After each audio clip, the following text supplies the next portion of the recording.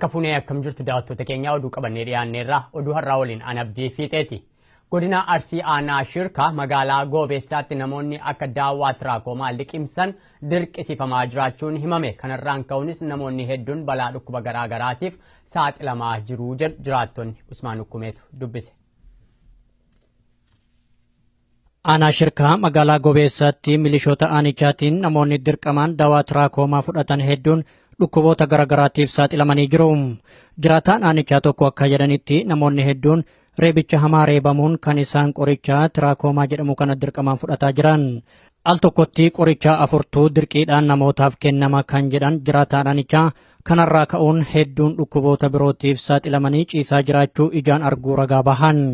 Aanaa Shirkaadha amma namoonni baay'een kan miidhamanii jiranii aanaa Shirkaa magaalaa Goobeessaati baay'ee kan miidhamee jiru namni namoota godina Arsii akkuma jiruttidha qoricha waan jedhaniiti maqaa isaa tiraakomaa jedhaniiti taabileetii afur nama liqimsiisan dirqisiisan jechuudha reebbisiitiin kun immoo baay'ee namoota balaarraa buusaa jira namni baay'een dhukkubsachaa jira namni dheerullee ni jira kanaaf namni baay'ee naannoo kun garaa kaasaa haqqeetiin baay'ee namni rakkatu jira namni baay'een ciisaa jira beeksa waliin isaan beekamu dirqiitiin nama liqimsiisanii waliin isaallee hin baramne beekta kan itti himatanis dhabeera uummanni garuu kan miidhameeru caalatti amma Goobeessa namni baay'een dhukkubsatee ciisaa. Mootummaan humnaan biyyattii bulchaa jiru sababa talaallii dhukkuba tiraakomaa jedhuun dawaa kennuu osoo hin taane summii jiraattotaaf kennaa jira jedhan.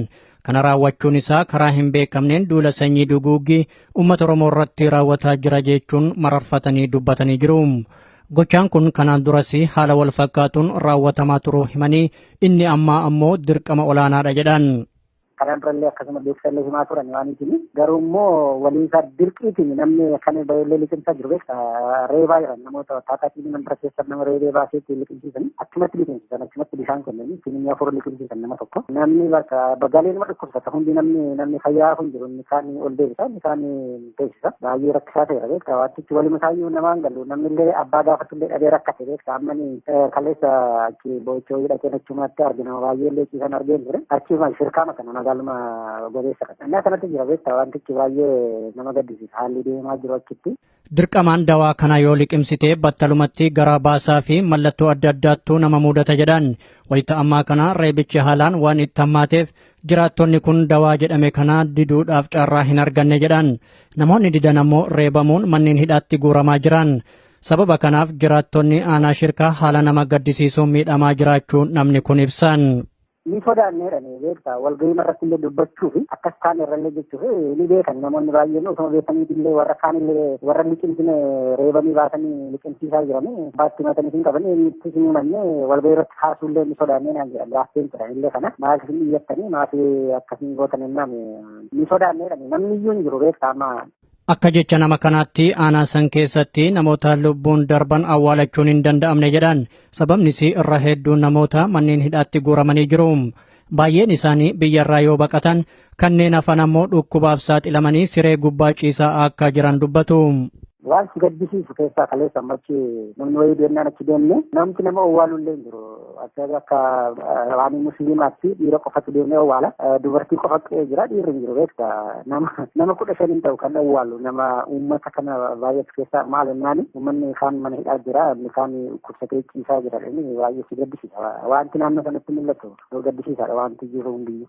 Dhukkubni jedhamu kun tasuma aanaa san keessatti kan hin mul'anne ta'uu himanii mootummaan ammoo ta'ee jedhee ummatoota biyyattii miidhuuf kana raawwataa jira jedhan wayita lammiilee nagaa haala gaddisiisaa ta'een miidhamaa jiran kanatti qaamni birmatuuf dhabamee hiraarfamaa jiran caalmatti miidhaa kanaaf saaxilamaa kan jiran jiraattota baadiyaa keessa jiraatanidha.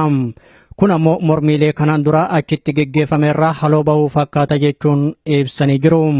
Namti kana waan jiran isaan ammallee haala jiru tasgabbeessinaa yeroo labsii ariifachiisaa kana fayyadamne kan jiru tasgabbeessinaa eenyuun gaafata mana tokko keessa namni 3-4 hidhameera inni kaan du'eera inni kaan mana yaalaa jira eenyutti gaafatta eenyutti himta kan isaan sirreeffachaa jiran amma gara irraa ka oduun irra jiru kan gaazexeessitoonni garaa irra waan jiru malee gara baadiyyaa kana keessa ittuu balleessa uummata kan kana gochaa jira beekta haalli jiru gaddisiisa kan naannoo baadiyyaa keessa jiru fi kan magaalaa jiru magaalaa wayya garuu baadiyyaa keessa jiru karaa marayyuu manni hidhamaa jira baay'ee kan taane ta'eera jechuuf dandeessa beekta malee isaan isa gararraa riippoortiif kan odeessuu qofaaf kan isaan hojjetan malee gadi bu'anii dhuguma rakkoo uummataa hiikuu irratti kan isaan xiyyeeffatanii jiranii waan haloo ba'aa jiran fakkaata. Mormiilee kana dura aanaa shirkaatti geggeeffameen namoonni 150 ol loltoota wayyaaneetiin yoo ajjeefaman baay'een isaanii madaayanii jiran. Achuma aanaa shirkaatti dargaggoonni 3 abbaa fi haadhaan tokko ta'an balbala isaanii duratti loltoota agaaziitiin ajjeefamuu gabaasuun keenan yaadatama. Hogganooti paartii Koongireesii Federaalistii Oromoo haalirree tokko malee akka gadi lakkifamaniif tumsuu irratti namni hunduu akka carraaquuf gareen deeggarsa paartichaa kan idila addunyaa ibsa baaseen waamicha dhiyeessee jira. Itichaa guddataa dura ta'aa garee deeggarsa KFO kan idila addunyaa obbo Nageessaa Oddoo dubbiseera. Kaayoon gurmuu deeggarsa idila addunyaa Koongireesii Federaalistii Oromoo tokkoffaan isaaniif gargaarsa faayinaansii gargaarsa maallaqaa godhuu lammeessoo gargaarsa sagalee isaanii dhageessisu advokeesii ala kanan rakkoo uumamuuf waan adda addaatii fi mirga cabiinsa mirgaa ka biyya sanii geggeeffamu keessa sagalee uummata sanii dhageessisu gara miidiyaatiin illee ta'uu gara dippiloomaasiitiin waan isaan biyya keessa hojjechuu hin dandeenye akka gurmuu deeggarsaatitti ala kanaa isaan gargaaree hojjechuu kaayoo gurguddaa lamaan kana qaba. Kun yaada hoogganaa gurmuu deeggarsa idil addunyaa Koongireesii Federaalawaa Oromoo KFO OFC kan ta'an obbo Nageessaa Oddoo Duubeeti.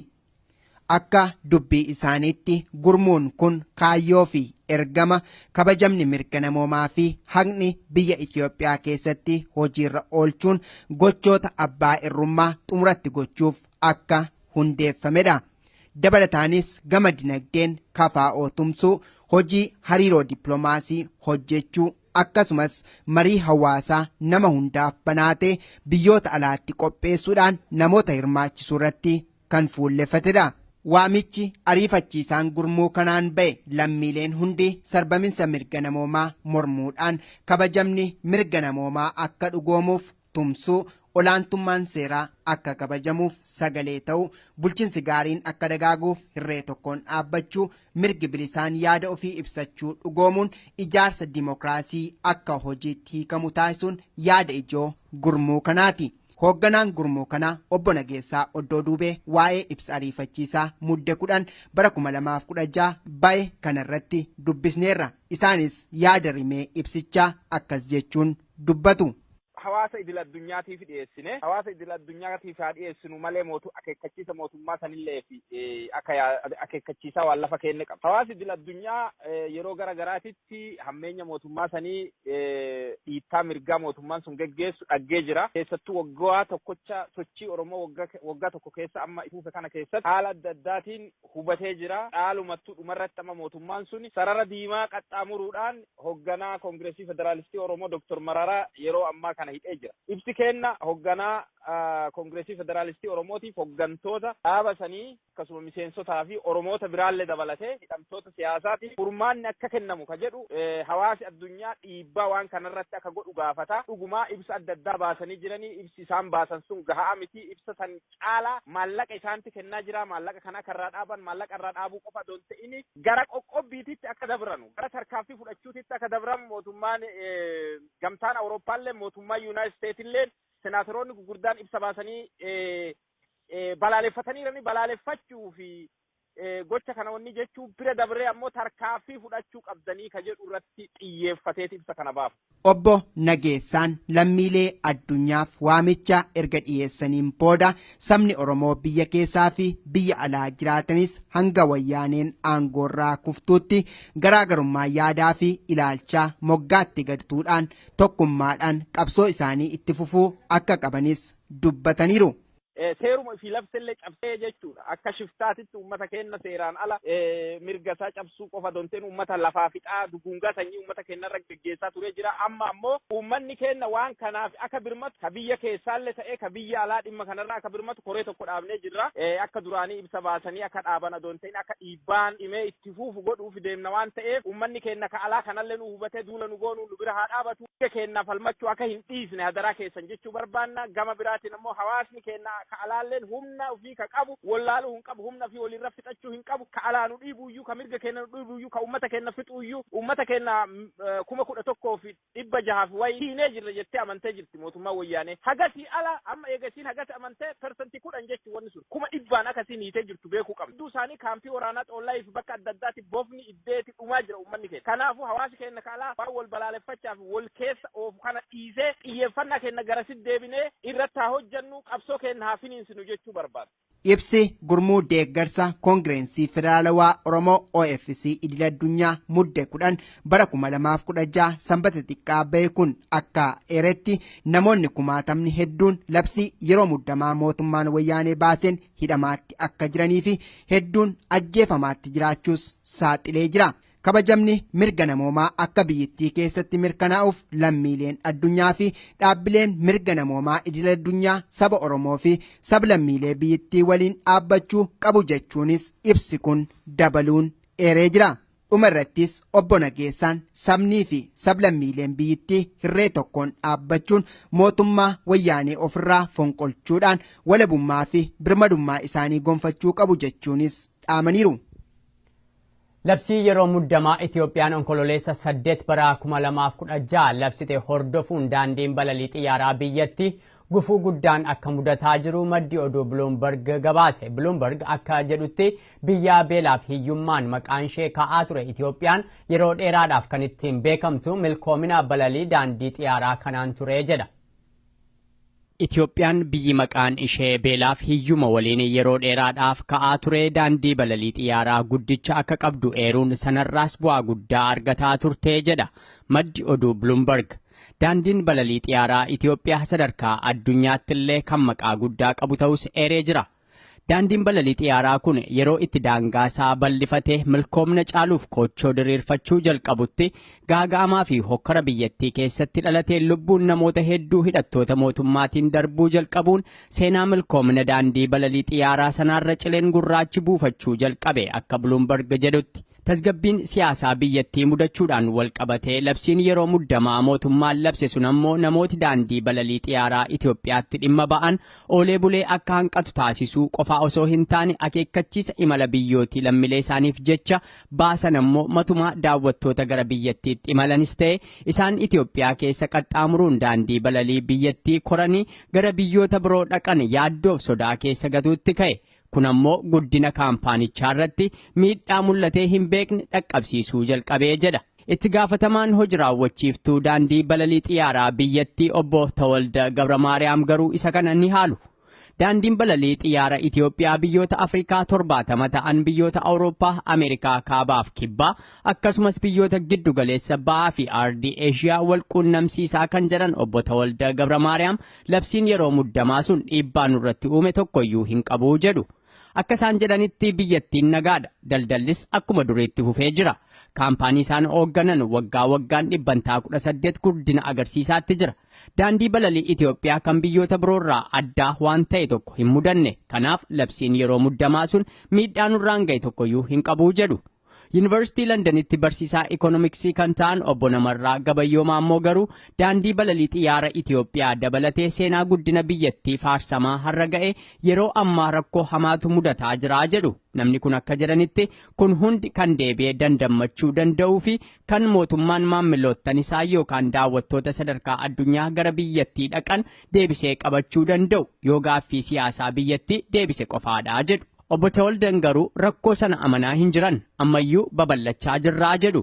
Biyyi keenya tasgabbii qabdi dhiyeenyatti kochoo bal'ifannee gara Osloo, Jaakaartaa, Singaaporii fi Jeengduutti imala haaraa jalqabuuf jirraa jedhani. Mootummaan mormii uummataa biyya keessatti isa mudaterra aanuuf labsii yeroo muddamaa labsuusaa kan tuqe Bloomberg labsii sana keessaa hanga tokko kaasuusaa ifa taaseyyuu biyyooti akka United States amantaarraa dhabuudhaan irra deddeebi'anii lammiileen isaanii akka Itiyoophiyaatti hin imalle akeekkachiisuun matumaa bu'aa daandii balalii xiyyaaraa biyyattii argattu irratti dhiibbaa guddaa uumaa jira jedhu. Obbo Galaasaa Dilboo hayya duree ta'anii muudamuu balaaleffachuun addi bilisummaa Oromoo obbo Daawud Ibsaatiin hoogganamu ibsa baase. Usmaan Ukkumee dubbii himaa dhaabotii kanaa kata'an obbo Toleeraa Adabaa fi akkasumas obbo Daani'el Disaasaa haasofsiisee jira. Addi bilisummaa Oromoo obbo Daawud Ibsaatiin hoogganamu ibsa isaa muddee 9 bara 2016 baaseen maqaa dhaaba ABO jedhu qabatanii uummata keessatti garaagarummaa uumuun seeraan dhoorgaa akka ta'e eeree jira. Erga dhiyeenya kanaa obbo Galaasaa Dilboo hayyuu duree ABO ta'anii filamuu dhaabni isaanii ibsa baasee booda kan wal falmiin kun dhiyaataa jiru. Akka ibsa ABO obbo Daawudiin durfamu bahe mul'isutti bara 2014 Jaarman magaalaa Berliinitti jaarmiyaalee lamaan kun walii galuun hooggana tokko jalatti deebi'ee ture. Haa ta'u malee dhaabni obbo Galaasaan durfamu waliigaltee kana milkeessuu hin dandeenye jechuun kan ibsi kun eeru. Dhimma kana ilaalchisuun ABO obbo Daawud Ibsaatiin durfamutti dubbii himaa kan ta'an obbo Toleeraa Adabaa dubbifnee jirra. Akka isaan jedhanitti maqaa dhaaba kanaatiin ofii ibsuun sirrii miti. Akkasumas seera dhaabaatiin ala jechuun OMN itti himan. Addi bilisummaa Oromoo qaama ce'umsaa kan jedhu waggaa lamaan duratti bara 2014 walgahii Berliinitti jedhame irratti adda bilisummaa Oromoo waliin wal ta'uudhaan walta'iinsa uumameen guyyaa sanarraa jalqabee akka dhaaba tokko jalatti hoggana tokko jalatti waliin hojjechuuf waltaanee akkasitti deemamaa ture. Warri har'a ka'anii Galaasaa Dilboon durfamanii ibsa baatan kunniin qaama hoggana adda bilisummaa Oromoo ta'anii dirqamni garaagaraa itti kennamee gaafatama adda addaa irra turanii yeroo dheeraa yeroo gabaabaa booda immoo mufii adda addaarraa waa tokko mudatuun ni ture. Isa sana immoo seeraa fi sirnaan furuudhaaf tattaaffii nuti godhamaa jiruu fi gadi ba'anii adda bilisummaa Oromoo jedhanii labsan. Kanaaf maqaa kanaan labsatuun sirrii miti seeraan ala jennee sana balaaleffachuu hin baafne jechaadha. Walfalmii jaarmiyaalee lamaan jidduutti uumamaa jiru kana ilaalchisuun dhaaba obbo Galaasaa Dilbootiin durfamutti dubbii himaa kan ta'an obbo Daani'el Disaasaa dubbifnee wayitiin ammaa kana maqaa dhaabaa irratti wal mormuun sirrii miti jedhan. Keessumattuu osoo uummanni Oromoo duuchaan loltoota wayyaaneetiin lafarraa dhumaa jiru kanatti dhaabni kiyyaa fi keetii jechuun faayidaa hin qabu jedhan. Kan ani xiqqoo dubbiseen ture seerri kun seera akka ta'e illee waliin baafne dhuguma wal taanee turre yeroo tokkotti 2014tti sana booda waan socho'e hin jiru. Dura ta'aniyyuu Daawud Ibsaa ta'uun waanuma beekamu waanuma labsame garuu inni waan kana godheera waan jedhu yoo jiraate uummanni iyyuu qaba sila arguu qaba uummanni Oromoos arguu qaba ture wanti ta'e hin jiru.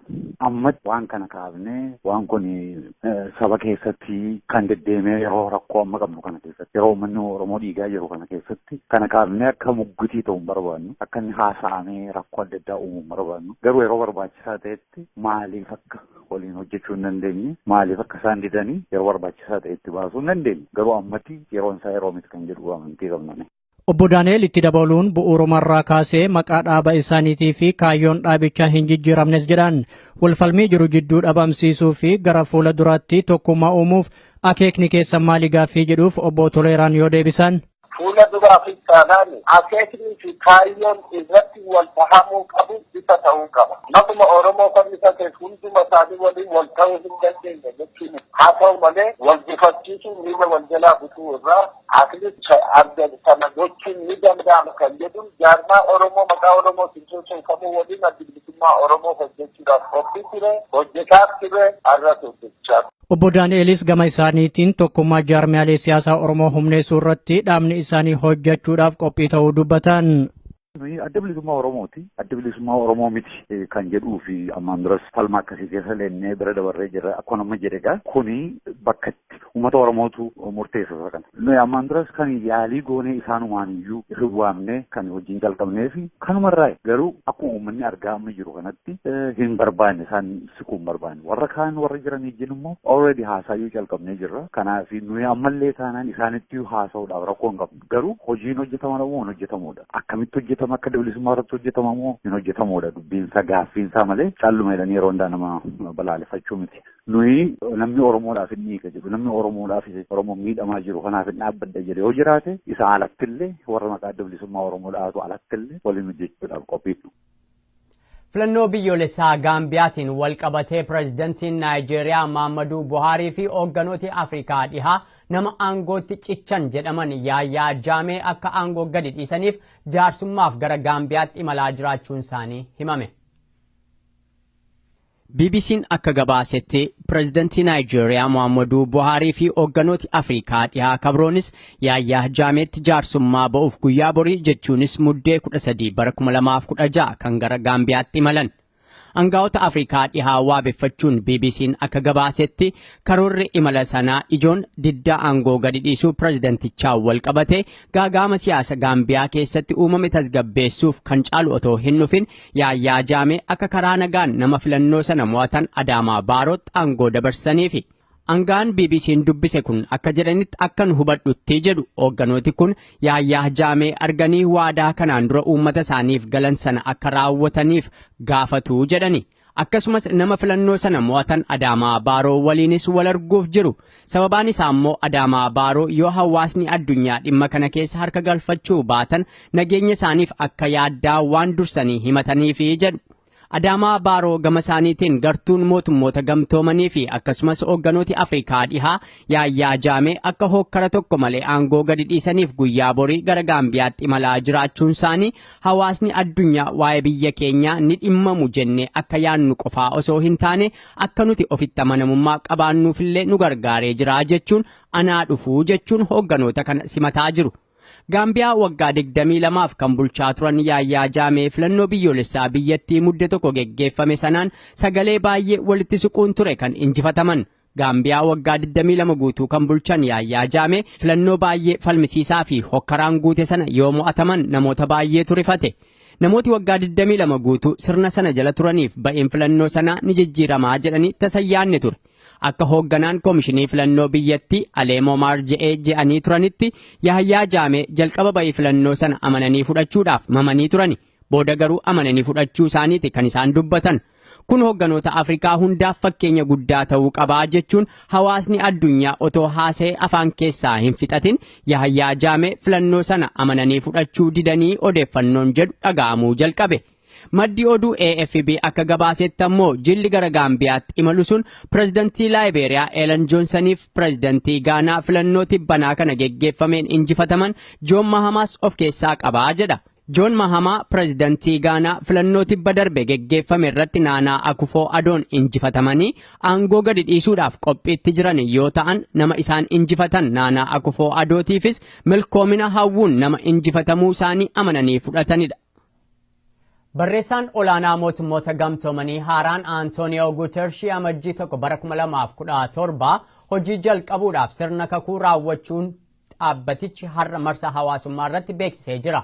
Barreessaan haaraan kun Guutershiin sirna kakuu isaanii irratti haasaa dhageessaniin ijoolleen keenya akka nagaa haqa kabaja mirga namoomaa wal danda'uu fi tokkummaa qabaachuu aadaa godhatan barbaannaa jedhani.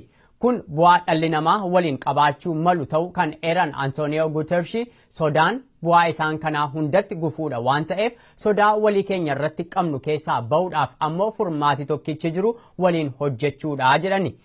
Hidda dhalata Kooriyaa kan ta'aniif Antooniyoo Guutershiitti aangoo gadi dhiisanii kan soorama ba'aattee jiran barreessaan dhaabbatichaa duraanii Baan Kii Muun dhuma muddee kanaatti marsaa isaanii xumuranii aangoo dabarsuuf jiru. Egaan daawwattoota keenya oduun har'aaf jenne kanuma gama kootiin nagaatti.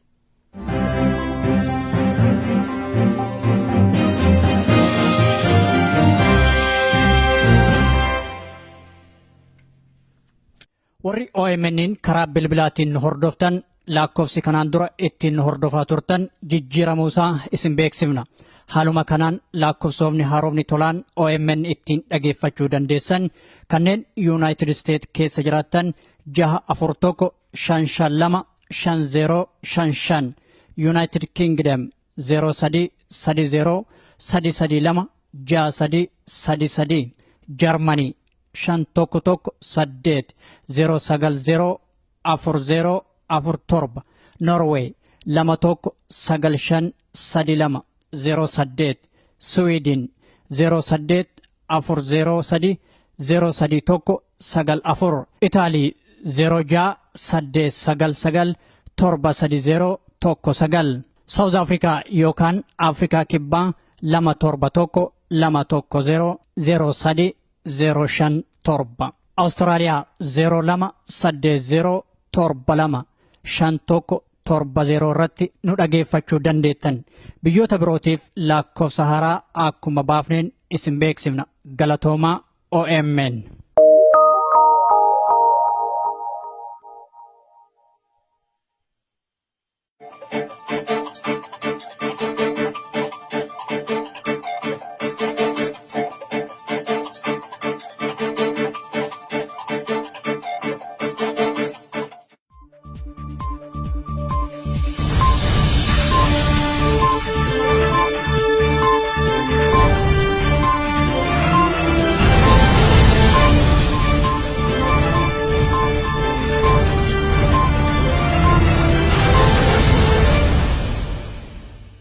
Ummatoota biyyattii miidhuuf kana raawwataa jira jedhan wayita lammiilee nagaa haala gaddisiisaa ta'een miidhamaa jiran kanatti qaamni birmatuuf dhabamee hiraarfamaa jiran caalmatti miidhaa kanaaf saaxilamaa kan jiran jiraattota baadiyaa keessa jiraatanidha.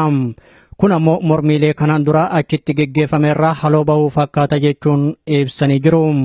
Namni kana waan jiran isaan ammallee haala jiru tasgabbeessinaa yeroo labsii ariifachiisaa kana fayyadamne kan jiru tasgabbeessina eenyuun gaafata mana tokko keessa namni 3-4 hidhameera inni kaan du'eera inni kaan mana yaalaa jira eenyuuti gaafatta eenyutti himta kan isaan sirreeffachaa jiran amma gara irraa ka oduun irra jiru kan gaazexeessitoonni garaa irra waan jiru malee gara baadiyyaa kana keessa ittuu balleessa uummata kan kana gochaa jira beektaa haalli jiru gaddisiisa kan naannoo baadiyyaa keessa jiru fi kan magaalaa jiru magaalaa wayya garuu baadiyyaa keessa jiru karaa marayyuu manni hidhamaa jira baay'ee kan taane ta'eera jechuuf dandeessa beekta malee isaan isa gararraa riippoortiif kan odeessuu qofaaf kan isaan hojjetan malee gadi bu'anii dhuguma rakkoo uummataa hiikuu irratti kan isaan xiyyeeffatanii jiranii waan haloo ba'aa jiran fakkaata.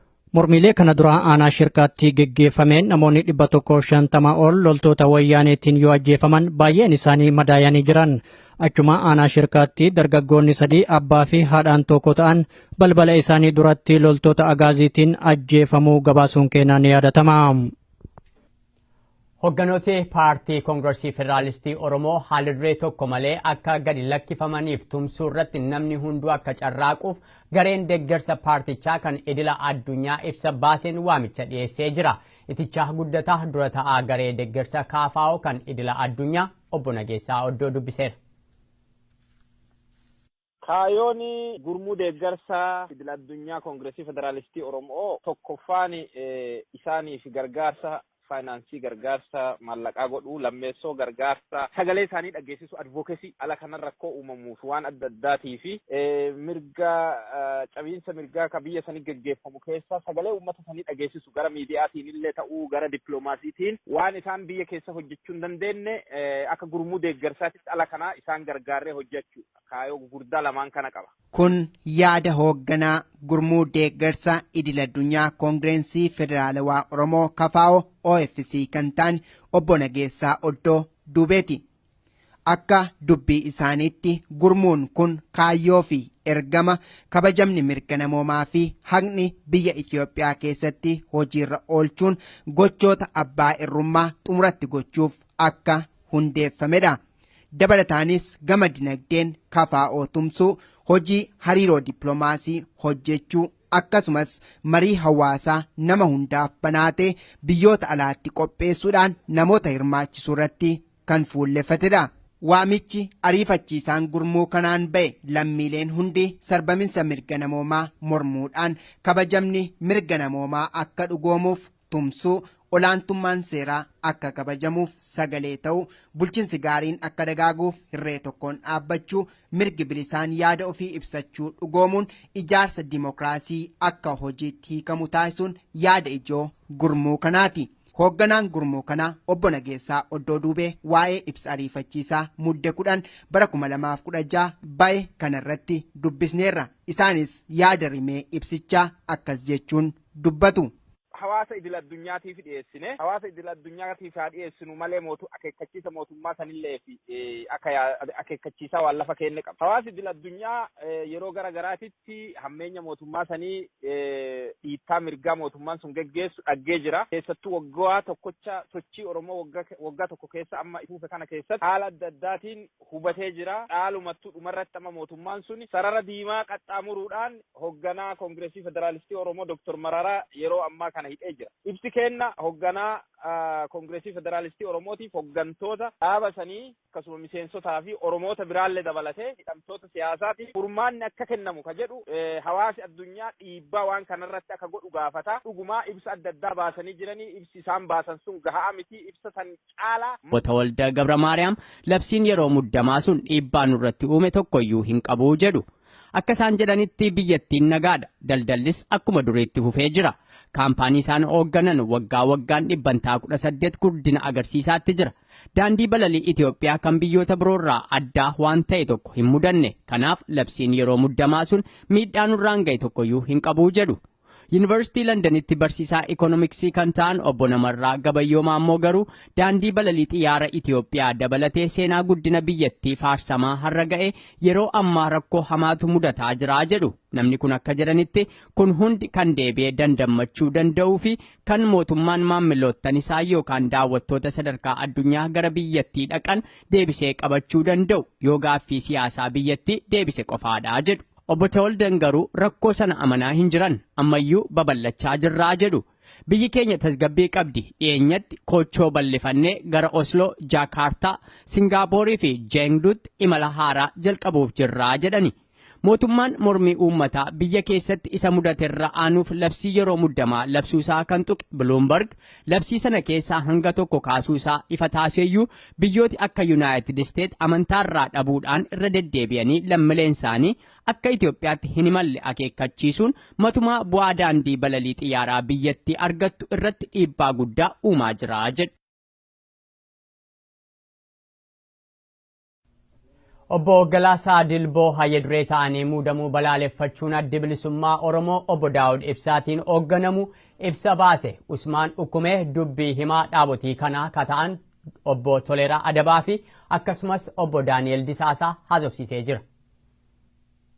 Addi bilisummaa Oromoo obbo Daawud Ibsaatiin hoogganamu ibsa isaa muddee 9 bara 2016 baaseen maqaa dhaaba ABO jedhu qabatanii uummata keessatti garaagarummaa uumuun seeraan dhoorgaa akka ta'e eeree jira. Erga dhiyeenya kanaa obbo Galaasaa Dilboo hayyu duree ABO ta'anii filamuu dhaabni isaanii ibsa baasee booda kan wal falmiin kun dhiyaataa jiru. Akka ibsa ABO obbo Daawudiin durfamu bahe mul'isutti bara 2014 Jaarman magaalaa Berliinitti jaarmiyaalee lamaan kun walii galuun hooggana tokko jalatti deebi'ee ture. Haa ta'u malee dhaabni obbo Galaasaan durfamu waliigaltee kana milkeessuu hin dandeenye jechuun kan ibsi kun eeru. Dhimma kana ilaalchisuun ABO obbo Daawud Ibsaatiin durfamutti dubbii himaa kan ta'an obbo Toleeraa Adabaa dubbifnee jirra. Akka isaan jedhanitti maqaa dhaaba kanaatiin ofii ibsuun sirrii miti. Akkasumas seera dhaabaatiin ala jechuun OMN itti himan. Addi bilisummaa Oromoo qaama ce'umsaa kan jedhu waggaa lamaan duratti bara 2014 walgahii Berliinitti jedhame irratti adda bilisummaa Oromoo waliin wal ta'uudhaan walta'iinsa uumameen guyyaa sanarraa jalqabee akka dhaaba tokko jalatti hoogganaa tokko jalatti waliin hojjechuuf waltaanee akkasitti deemamaa ture. Warri har'a ka'anii Galaasaa Dilboon durfamanii ibsa baatan kunniin qaama hoogganaa adda bilisummaa Oromoo ta'anii dirqamni garaagaraa itti kennamee gaafatama adda addaa irra turanii yeroo dheeraa yeroo gabaabaa booda immoo mufii adda addaarraa waa tokko mudatuun ni ture. Isa sana immoo seeraa fi sirnaan furuudhaaf tattaaffii nuti godhamaa jiruu fi gadi ba'anii adda bilisummaa Oromoo jedhanii labsan. Kanaaf maqaa kanaan labsatuun sirrii miti seeraan ala jennee sana balaaleffachuu baafne jechaadha. Walfalmii jaarmiyaalee lamaan jidduutti uumamaa jiru kana ilaalchisuun dhaaba obbo Galaasaa Dilbootiin durfamutti dubbii himaa kan ta'an obbo Daani'el Disaasaa dubbifnee wayitiin ammaa kana maqaa dhaabaa irratti wal mormuun sirrii miti jedhan. Keessumattuu osoo uummanni Oromoo duuchaa loltoota wayyaaneetiin lafarraa dhumaa jiru kanatti dhaabni kiyyaa fi keetii jechuun faayidaa hin qabu jedhan.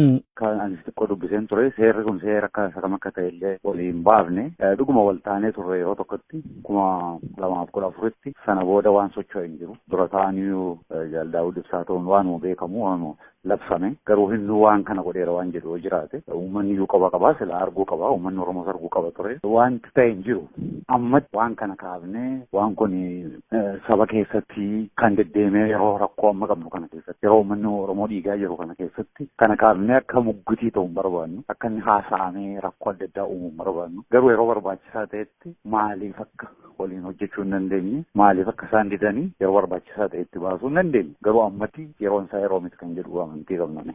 Obbo Daani'el itti dabaluun bu'uurumarraa kaasee maqaa dhaaba isaaniitii fi kaayyoon dhaabichaa hin jijjiiramnes jedhan walfalmii jiru jidduu dhabamsiisuu fi gara fuula duraatti tokkummaa uumuuf akeekni keessan maali gaaffii jedhuuf obbo Toleeraan yoo deebisan. Fuula duraaf taanaan akeeknii fi kaayyoon irratti wal fahamuu qabu bifa ta'uu qaba. Namuma Oromoo kan isa ta'e hunduma isaanii waliin wal ta'uu hin dandeenye jechuun haa ta'u malee wal gufachiisuun miila wal jalaa butuu irraa akilicha argan sana gochuun ni danda'ama kan jedhuun jaarmaa Oromoo maqaa Oromoo sinsoosoo kamuu waliin adda Oromoo hojjechuudhaaf qophii ture hojjetaaf ture har'as hojjechaa. Obbo Daani'elis gama isaaniitiin tokkummaa jaarmiyaalee siyaasaa Oromoo humneessuu irratti dhaabni isaanii hojjechuudhaaf qophii ta'uu dubbatan. Adda bilisummaa Oromooti. Adda bilisummaa Oromoo miti kan jedhuu fi ammaan duras falma akkasii keessa leennee bira dabarree jira. Akkuma amma jedhegaa kuni bakka itti uummata Oromootu murteessa kana. Nuyi ammaan duras kan yaalii goonee isaanumaan iyyuu hirwaamne kan hojiin jalqabnee fi kanumarraa garuu akkuma uummanni argaa amma jiru kanatti hin barbaanne isaan siquu hin barbaanne. Warra kaan warra jiran ijjiin immoo already haasaayyuu jalqabnee jirra. Kanaaf nuyi ammallee taanaan isaanitti haasa'uudhaaf rakkoo hin qabnu. Garuu hojiin hojjetama moo hin hojjetamuudha. Akkamitti hojjetama akka bilisummaa irratti hojjetamu moo hin hojjetamuudha. Dubbiinsa gaaffiinsaa malee calluma jedhanii yeroo hundaa nama balaaleffachuu miti. Nuyi namni Oromoodhaaf hin dhiiga jedhu namni Oromoodhaaf Oromoo miidhamaa jiru kanaaf hin dhaabbadda jedhe yoo jiraate isa alattillee warra maqaa adda bilisummaa Oromoodhaatu alattillee waliin hojjechuudhaaf qophiidha. Filannoo biyyoolessaa Gaambiyaatiin wal qabatee pireezidantiin Naayijeeriyaa Muhammadu Buhaarii fi hoogganooti Afrikaa dhihaa nama aangootti cichan jedhaman Yaayyaa Jaamee akka aangoo gadi dhiisaniif jaarsummaaf gara Gaambiyaatti imalaa jiraachuun isaanii himame. BBC'n akka gabaasetti pireezidantii Naayijeeriyaa Muhammadu Buhaarii fi hoogganooti Afrikaa dhihaa kabroonis Yaayyaa Jaameetti jaarsummaa ba'uuf guyyaa borii jechuunis muddee 13 bara 2016 kan gara Gaambiyaatti imalan. Aangaa'ota Afrikaa dhihaa waabeffachuun BBC'n akka gabaasetti karoorri imala sanaa ijoon diddaa aangoo gadi dhiisuu pireezidantichaa wal qabate gaagaama siyaasa Gaambiyaa keessatti uumame tasgabbeessuuf kan caalu otoo hin dhufin Yaayyaa Jaamee akka karaa nagaan nama filannoo sana mo'atan Adaamaa Baarootti aangoo dabarsaniifi. Aangaan BBC'n dubbise kun akka jedhanitti akka nu hubadhutti jedhu hoogganooti kun Yaayyaa Jaamee arganii waadaa kanaan dura uummata isaaniif galan sana akka raawwataniif gaafatu jedhani. Akkasumas nama filannoo sana mo'atan Adaamaa Baaroo waliinis wal arguuf jiru. Sababaan isaa immoo Adaamaa Baaroo yoo hawaasni addunyaa dhimma kana keessa harka galfachuu baatan nageenya isaaniif akka yaaddaa waan dursanii himataniifi jedhu. Adaamaa Baaroo gama isaaniitiin gartuun mootummoota gamtoomanii fi akkasumas hoogganooti Afrikaa dhihaa Yaayyaa Jaamee akka hokkara tokko malee aangoo gadi dhiisaniif guyyaa borii gara Gaambiyaatti imalaa jiraachuun isaanii hawaasni addunyaa waa'ee biyya keenyaa ni dhimmamu jennee akka yaannu qofaa osoo hin taane akka nuti ofitti amanamummaa qabaannuufillee nu gargaaree jira jechuun anaa dhufuu jechuun hoogganoota kana simataa jiru. Gaambiyaa waggaa 22f kan bulchaa turan Yaayyaa Jaamee filannoo biyyoolessaa biyyattii mudde tokko geggeeffame sanaan sagalee baay'ee walitti siquun ture kan injifataman. Gaambiyaa waggaa 22 guutuu kan bulchan Yaayyaa Jaamee filannoo baay'ee falmisiisaa fi hokkaraan guute sana yoo mo'ataman namoota baay'eetu rifate. Namooti waggaa 22 guutuu sirna sana jala turaniif ba'een filannoo sanaa ni jijjiiramaa jedhanii tasayyaanne ture. Akka hoogganaan koomishinii filannoo biyyattii Aleem Omar je'anii turanitti Yaayyaa Jaamee jalqaba ba'ee filannoo sana amananii fudhachuudhaaf mamanii turani. Booda garuu amananii fudhachuu isaaniiti kan isaan dubbatan. Kun hoogganoota Afrikaa hundaaf fakkeenya guddaa ta'uu qabaa jechuun hawaasni addunyaa otoo haasa'ee afaan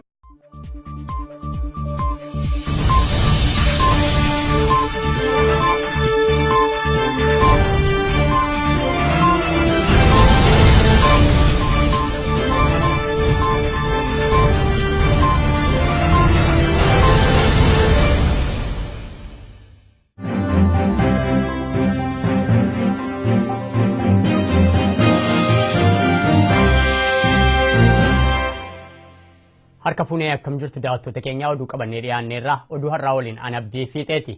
Godina Arsii Aanaa Shirkaa magaalaa Goobeessaatti namoonni akka daawwaa tiraakomaa liqimsan dirqisiifamaa jiraachuun himame. Kanarraan ka'uunis namoonni hedduun balaa dhukkuba garaa garaatiif saaxilamaa jiru jedhu jiraattonni Usmaan Ukkumeetu dubbise. Aanaa shirkaa magaalaa Gobeessaatti milishoota aanichaatiin namoonni dirqamaan dawaa tiraakomaa fudhatan hedduun dhukkuboota garagaraatiif saaxilamanii jiru. Jiraataan aanichaa tokko akka jedhanitti namoonni hedduun reebicha hamaa reebamuun kan isaan qoricha tiraakomaa jedhamu kana dirqamaan fudhataa jiran. Al tokkotti qoricha 4 dirqiidhaan namootaaf kennama kan jedhan jiraataan aanichaa kanarraa ka'uun hedduun dhukkuboota birootiif saaxilamanii ciisaa jiraachuu ijaan arguu ragaa bahan. Aanaa shirkaadha amma namoonni baay'een kan miidhamanii jiranii aanaa shirkaa magaalaa Gobeessaati baay'ee kan miidhamee jiru namni namoota godina Arsii akkuma jiruttidha qoricha waan jedhaniiti maqaa isaa tiraakomaa jedhaniiti taabileetii 4 nama liqimsiisan dirqisiisan jechuudha reebbisiitiin kun immoo baay'ee namoota balaarraa buusaa jira namni baay'een dhukkubsachaa jira namni dheerullee ni jira kanaaf namni baay'ee namni kun garaa kaasaa haqqeetiin baay'ee namni rakkatu jira namni baay'een ciisaa jira beekaa waliin isaan beekamu dirqiitiin nama liqimsiisanii waliin isaallee hin baramne beekaa kan itti himatanis dhabeera uummanni garuu kan miidhameeru caalatti amma Gobeessa namni baay'een dhukkubsatee ciisaa. Mootummaan humnaan biyyattii bulchaa jiru sababa talaallii dhukkuba tiraakomaa jedhuun dawaa kennuu osoo hin taane summii jiraattotaaf kennaa jira jedhan. Kana raawwachuun isaa karaa hin beekamneen duula sanyii duguuggii uummata Oromoo irratti raawwataa jira jechuun mararfatanii dubbatanii jiru. Gochaan kun kanaan duras haala wal fakkaatuun raawwatamaa turuu himanii inni ammaa ammoo dirqama olaanaadha jedhan. Kanaan durallee akkasuma beeksisallee himaa turan waaniitiin garuu immoo waliin isaa dirqiitiin namni kan baay'ee liqimsaa jiru reebaa jiran namoota taataatiin mandara keessatti nama reebee baaseetti liqimsiisan achumatti liqimsiisan achumatti bishaan kennanii finni 4 liqimsiisan nama tokko namni bagaalee nama dhukkubsata hundi namni fayyaa kun jiru inni kaan ol deebisa inni kaan teessisa baay'ee rakkisaa ta'eera beektaa waantichi walima isaayyuu namaan galu namni illee abbaa gaafatullee dhabee rakkate beektaa ammani kaleessa achi boochoo hidhatee achumatti argina baay'ee illee ciisan argeen ture achiima shirkaama kana magaaluma Gobeessa kana. Innaa kanatti jira beektaa wantichi baay'ee nama gaddisiisa haalli deemaa jiru achitti. Dirqamaan dawaa kana yoo liqimsitee battalumatti garaa baasaa fi mallattoo adda addaattuu nama mudata jedhan wayita ammaa kana reebichi haalaan waan itti hammaateef jiraattonni kun dawaa jedhame kana diduudhaaf carraa hin arganne jedhan. Namoonni didan ammoo reebamuun manneen hidhaatti guuramaa jiran. Sababa kanaaf jiraattonni aanaa shirkaa haala nama gaddisiisuun miidhamaa jiraachuu namni kun ibsan. Ni sodaanneedhani beektaa walgahii irratti illee dubbachuu fi akkas kaan irrallee jechuuf ni beekan namoonni baay'een osoo beekaniitillee warra kaanillee warra liqimsine reebanii baasanii liqimsiisaa jiranii baatti matanii hin qaban eenyutti hin himanne walgahii irratti kaasuullee ni sodaannee naan jedhan gaaffeen jedhan illee kana maaliif hin iyyattanii maaliif akkasiin gootan ennaan ni sodaanneedhani namni iyyuu hin jiru beektaa amma. Akka jecha nama kanaatti aanaa san keessatti namoota lubbuun darban awwaalachuun hin danda'amne jedhan sababnis irra hedduun namoota manneen hidhaatti guuramanii jiru. Baay'een isaanii biyyarraa yoo baqatan kanneen hafan ammoo dhukkubaaf saaxilamanii siree gubbaa ciisaa akka jiran dubbatu. Waan si gaddisiisu keessaa kaleessa ammachi namni wayii deemnaan achi deemne namti nama owwaalullee hin jiru. Akka waan musliimaatti dhiira qofatu deemee owwaala. Dubartii qofa jira dhiirri hin jiru beektaa nama 15 ta'u kan owwaalu nama uummata kana baay'eetu keessaa maal jennaani uummanni kaan mana hidhaa jira inni kaan dhukkubsatee ciisaa jira inni baay'ee si gaddisiisa. Wanti naannoo sanatti mul'atu gaddisiisaadha wanti jiru hundiyyuu. Dhukkubni jedhamu kun tasuma aanaa san keessatti kan hin mul'anne ta'uu himanii mootummaan ammoo ta'ee jedhee maallaqa isaanti kennaa jira maallaqa kana karraa dhaaban maallaqa irraa dhaabuu qofa don ta'ini gara qoqqobbiititti akka dabranu gara tarkaanfii fudhachuutitti akka dabran mootummaan gamtaan Awurooppaallee mootummaan Yuunaayitid Isteetillee senaatoroonni gurguddaan ibsa baasanii balaaleffatanii balaaleffachuu fi gocha kana wanni jechuun bira dabree ammoo tarkaanfii fudhachuu qabdanii ka jedhu irratti xiyyeeffateeti ibsa kana baafu. Obbo Nageessaan lammiilee addunyaaf waamicha erga dhiyeessaniin booda sabni Oromoo biyya keessaa fi biyya alaa jiraatanis hanga wayyaaneen aangoorraa kuftuutti garaagarummaa yaadaa fi ilaalchaa moggaatti gadtuudhaan tokkummaadhaan qabsoo isaanii itti fufuu akka qabanis dubbataniiru. Seeruma fi labsillee cabsee jechuudha akka shiftaatitti uummata keenya seeraan ala mirga isaa cabsuu qofa donteen uummata lafaa fixaa duguungaa sanyii uummata keenya irra geggeessaa ture jira amma ammoo uummanni keenya waan kanaaf akka birmatu ka biyya keessaallee ta'ee ka biyya alaa dhimma kanarraa akka birmatu koree tokko dhaabnee jirra akka duraanii ibsa baasanii akka dhaaban donteen akka dhiibbaan dhimee itti fufu godhuuf deemna waan ta'eef uummanni keenya ka alaa kanallee nu hubatee duula nu goonuu nu bira haa dhaabatu biyya keenyaaf falmachuu akka hin dhiisne hadaraa keessan jechuu barbaanna gama biraatiin ammoo hawaasni keenya ka alaalleen humna ofii ka qabu wallaaluu hin qabu humna fi walirra fixachuu hin qabu ka alaanu dhiibuuyyuu ka mirga kenna dhiibuuyyuu ka ummata kenna fixuuyyuu ummata kenna 11,600 wayi hiinee jirra jettee amantee jirti mootummaa wayyaanee hagasii ala amma eegasiin hagasi amantee persentii 10 jechuun wanni sun 100 akkasiin hiitee jirtu beekuu qabdu. Hedduu isaanii kaampii waraanaa xollaa fi bakka adda addaatti bofni iddeeti dhumaa jira ummanni keenya. Kanaafuu hawaasi keenya kaalaa waan wal balaaleffachaaf wal keessa oofu kana dhiisee xiyyeeffannaa keenya garasitti deebinee irratti haa hojjannu qabsoo keenya haa finiinsinu jechuu barbaada. Ibsi gurmuu deeggarsa koongireensii federaalawaa Oromoo OFC idil addunyaa mudde 10 bara 2016 sanbata xiqqaa bahe kun akka eeretti namoonni kumaatamni hedduun labsii yeroo muddamaa mootummaan wayyaanee baaseen hidhamaatti akka jiranii fi hedduun ajjeefamaatti jiraachuus saaxilee jira. Kabajamni mirga namoomaa akka biyyattii keessatti mirkanaa'uuf lammiileen addunyaa fi dhaabbileen mirga namoomaa idil addunyaa saba Oromoo fi sab-lammiilee biyyattii waliin dhaabbachuu qabu jechuunis ibsi kun dabaluun eeree jira. Dhuma irrattis obbo Nageessaan sabnii fi sab-lammiileen biyyattii hirree tokkoon dhaabbachuun mootummaa wayyaanee ofirraa fonqolchuudhaan walabummaa fi birmadummaa isaanii gonfachuu qabu jechuunis dhaamaniiru. Labsii yeroo muddamaa Itiyoophiyaan onkololeessa 8 bara 2016 labsite hordofuun daandiin balalii xiyyaaraa biyyatti gufuu guddaan akka mudataa jiru maddi oduu Bloomberg gabaase. Bloomberg akka jedhutti biyya beelaaf hiyyummaan maqaan ishee ka'aa ture Itiyoophiyaan yeroo dheeraadhaaf kan ittiin beekamtu milkoomina balalii daandii xiyyaaraa kanaan ture jedha. Itiyoophiyaan biyyi maqaan ishee beelaaf hiyyuma waliin yeroo dheeraadhaaf ka'aa ture daandii balalii xiyyaaraa guddicha akka qabdu eeruun sanarraas bu'aa guddaa argataa turte jedha maddi oduu Bloomberg. Daandiin balalii xiyyaaraa Itiyoophiyaa sadarkaa addunyaatti illee kan maqaa guddaa qabu ta'us eeree jira.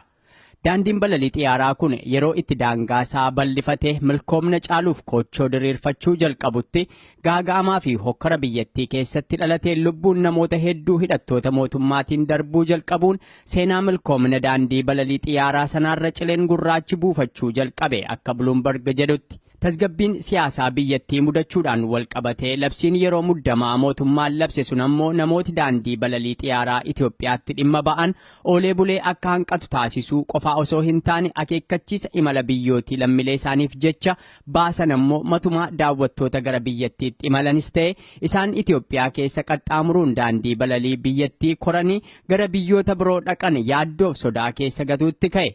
Kun ammoo guddina kaampaanichaa irratti miidhaa mul'atee hin beekne dhaqqabsiisuu jalqabee jedha.